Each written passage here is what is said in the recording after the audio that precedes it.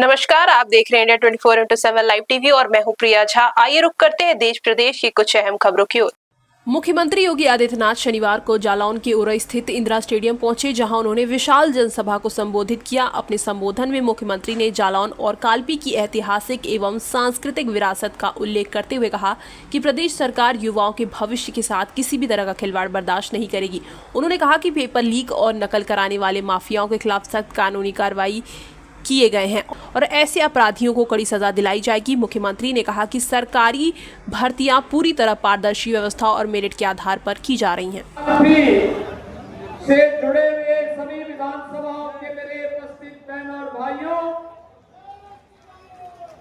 मैं ऋषि परंपरा से जुड़े हुए आदिशक्ति मां भगवती जालौन माता और बैरागढ़ की शारदा माता के श्री चरणों में नमन करते हुए महर्षि वेदव्यास की पावन जन्मभूमि और ऋषि जलवान की तपोभूमि को कोटि कोटि नमन करता हूं, आपका अभिनंदन करता हूं, स्वागत करता हूं। बहनों और भाइयों, जालौन और कालपी अपने गौरवशाली इतिहास के लिए जाना जाता है। महारानी लक्ष्मीबाई, क्या टोपे, नाना साहेब पेशवा की समर भूमि के रूप में जो धरती जानी जाती हो, कालपी का हैंडमेड कागज और यहां की विश्वविख्यात मटर इस जनपद को एक नई पहचान दिलाता है। बहनों और भाइयों, वीरता, परिश्रम और आत्मसम्मान की इस पावन धरा को जहां पर स्वाभिमान हो, जहां पर राष्ट्रभक्ति और बुंदेलखंड की पहचान छुपी हुई हो, संग्राम की पावन धरा, कालपी की इस पावन धरा को, जालौन की इस पावन धरा को मैं कोटि कोटि नमन करता हूं, आप सबका अभिनंदन करता हूं। बहनों और भाइयों, कहते हैं इतिहास हमें इस बात को आगाह करता है, महर्षि वेदव्यास ने जन्म लिया इस पावन धरा में और कहते भगवान कृष्ण के पौत्र सांब ने प्राचीन सूर्य मंदिर का निर्माण भी यहीं पे करवाया था। आप याद करिए, कोच की रामलीला ने लिम्का बुक ऑफ रिकॉर्ड्स में वर्ल्ड रिकॉर्ड बनाया, यानी रामलीला का इतिहास कैसे होना चाहिए।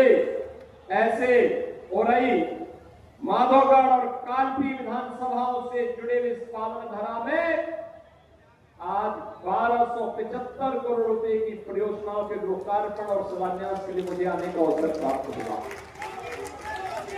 यहाँ पे मैं देख रहा था, जब मैं आ रहा था, का संगम और पहुंच की त्रिवेणी ने इसको और नई पहचान दी है, इतनी बेहतरीन पहचान दी है।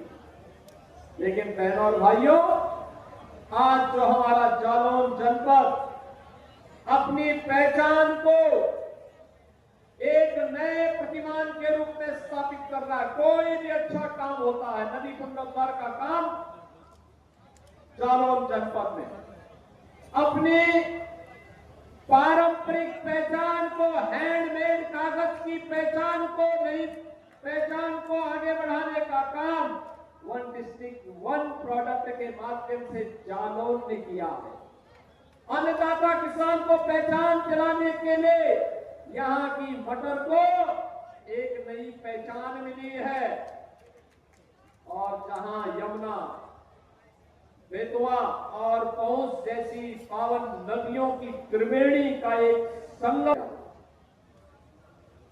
क्यों तस्सु क्षेत्र घोषित कर दिया गया था, हर योजना में क्यों पिछड़ता हुआ दिखाई देता था। आज ये प्रश्न आप सबके सामने, यहाँ के नौजवानों के सामने, यहाँ के छात्रों के सामने, यहाँ के हस्तशिल्पियों के सामने, यहाँ के अन्नदाता किसानों के सामने और जालौन के नागरिकों के सामने भी मैं रख रहा हूं। बहनों और भाइयों, याद रखिए, कौन वे लोग थे जिन्होंने आपको पिछड़ेपन का आधार बना दिया था, पिछड़ेपन का शिकार बना दिया था? कौन लोग थे जिन्होंने अभाव में सूखे से पलायन के लिए हमारे बुंदेलखंड को मजबूत कर दिया? कौन लोग थे? ये वही लोग हैं कि नौजवानों को गुमराह करने का काम कर रहे हैं। ये वही लोग हैं। आप याद करिए, आज भारत का सबसे बड़ा औद्योगिक क्षेत्र बुंदेलखंड में बीड़ा के रूप में हम लोग बना रहे हैं। 56,000 एकड़ से बड़े क्षेत्रफल में सबसे बड़ा औद्योगिक क्षेत्र बन रहा है, और उसकी कनेक्टिविटी का आधार कोई जिला बन रहा है तो जालौन जिला बन रहा है। जालौन से 2 दिन की कनेक्टिविटी